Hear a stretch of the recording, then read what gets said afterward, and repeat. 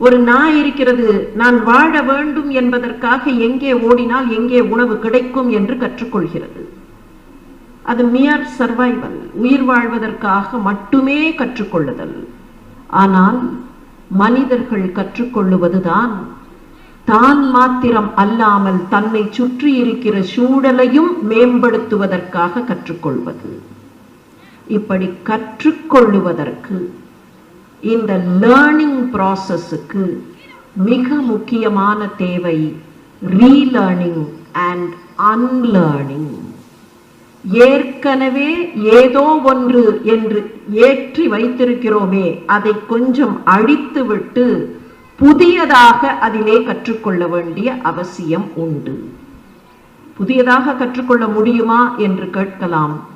எத்தனையோ தொழில்நுட்ப வசதிகளை புதியதாக கற்றுக்கொண்டிருக்கிறோம்.